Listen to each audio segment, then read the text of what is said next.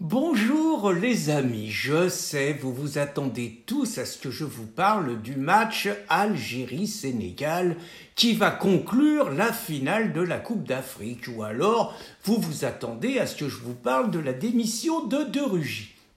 Eh bien, en même temps, je vais faire d'une pierre deux coups et en même temps, je vais parler d'autre chose. Alors oui, je vais vous parler d'Algérie-Sénégal, pour vous dire que dans quelques heures, eh bien sans surprise, vous aurez la vandalisation des rues de Paris, de Marseille, de Strasbourg, de Toulouse et de nombre d'endroits qu'on peut appeler des enclaves musulmanes, ou pas d'ailleurs, dans des grandes villes, puisque Castaner, manifestement, a accepté dans les huitièmes de finale, dans les quarts de finale, dans les demi-finales, il a accepté 3 fois des actes de conquête, des actes d'arrogance qui n'existeraient dans aucun autre pays, de la part de supporters algériens. Et donc, il aura autorisé demain soir, jeudi, à aller sur les Champs-Élysées et que manifestement, les supporters algériens n'ont rien à craindre. Ils ne seront pas traités comme des vulgaires gilets jaunes. Donc, je ne vous dirai même pas pourvu que le Sénégal gagne, parce que comme ça, les Algériens resteront chez eux. De toute façon, qu'ils gagnent ou qu'ils perdent, les Algériens sortiront et montreront encore, pour certains d'entre eux, pas tous, et montreront encore leur haine de la France et leur arrogance contre un pays qui les a accueillis, à qui ils doivent tout et qu'ils méprisent et qu'ils haïssent profondément. Donc je ne vous parlerai pas de ce match-là, mais je rebondirai dessus à travers l'affaire de Rugy et la réaction de 2 femmes, une algérienne d'origine et l'autre sénégalaise d'origine, face à la démission donc du ministre de l'écologie qu'on appelait le homard vert et dont tout le monde rigolait.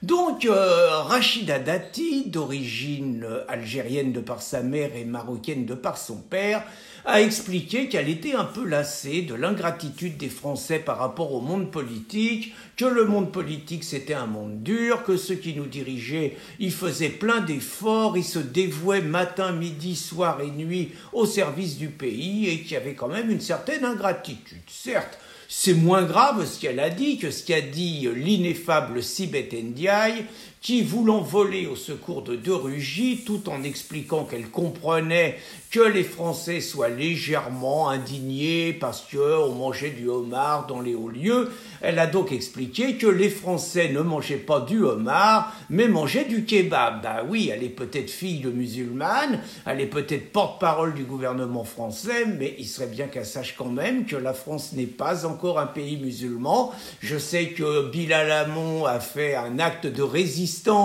en expliquant à Béziers qu'il mangeait un kebab. On lui a demandé de manger un jambon beurre à Trappes, ça s'est pas fait.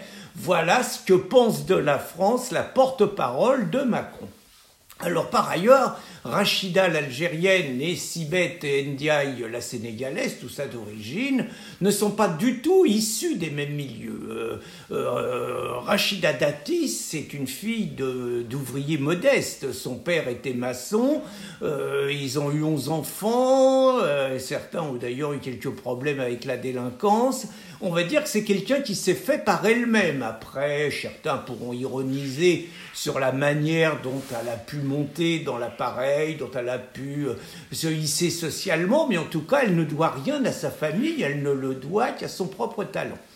Alors que Sibeth Ndiaye, qu'on présente comme une enfant de la diversité du 93, c'est quand même tout le contraire, puisque née à Dakar, elle est quand même la fille d'un leader indépendantiste sénégalais, musulman par ailleurs, et d'une femme qui occupait un titre qui était un petit peu directrice de la Cour de cassation.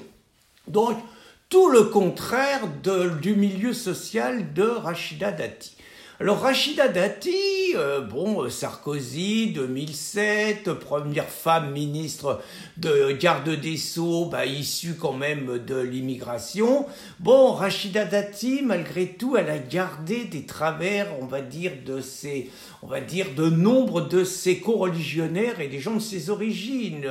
Elle s'est comportée quand elle était garde des Sceaux, elle s'est comportée avec l'arrogance des nouveaux riches, insultant fréquemment ses directeurs de cabinet, les jetant les uns après les autres en les traitant de bons à rien. Vous savez, un peu ces nouveaux riches qui se croient le droit de piétiner tous leurs subalternes. Et puis, bon, elle a fait la une, elle a défrayé la chronique avec sa fille Zora, elle a quand même demandé à un mec, Dominique de Seigne, par ailleurs un mec des casinos et tout, bon, un mec pété de thunes, mais elle a quand même demandé 6 000 € par mois de pension, rien de moins, ça s'est terminé à 2 500 € de pension, l'autre a fait un procès parce qu'il a remarqué quand même que dans la même période, elle avait 8 amants en même temps, moi je respecte la vie privée de chacun, mais le mec, on peut comprendre que ça lui fasse cher et que ça lui fait cher. J'espère qu'il en a profité plusieurs soirées, sinon ça fait quand même cher, on va dire, la soirée galante, pour ne dire que ça.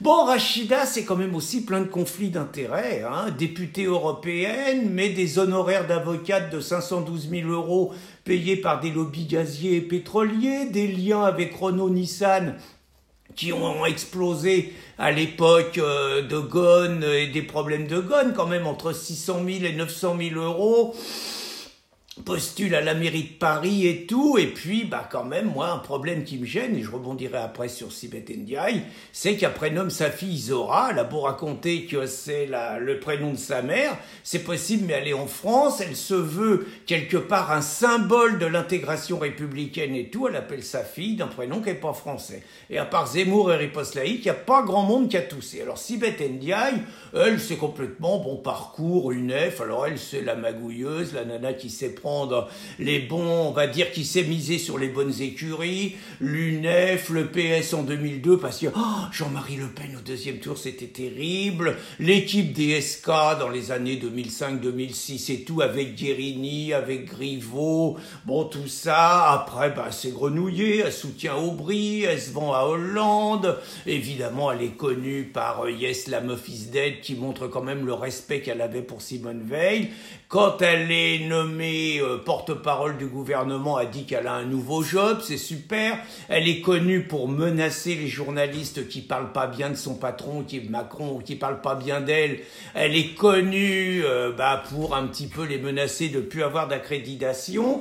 Bref, le côté un peu nouveau riche aussi, qui méprise un peu ceux qui ont l'occasion d'écraser. Alors parmi les spécialités de Sibeth Ndiaye, il y en a deux autres, c'est que depuis qu'elle est nommée, alors qu'auparavant elle avait des coiffures assez sobres, plutôt de type européen, depuis qu'elle est nommée, il n'y a pas de problème, elle affiche en gros son africanité, et dans les touffes de cheveux, et dans les vêtements, ce qu'on peut ressentir comme un message et un pied de nez envoyé à la France, dans le genre, maintenant que vous m'avez collé porte-parole du gouvernement français, je vous montre que je suis africaine, et je vous montre que la France devient de plus en plus africaine.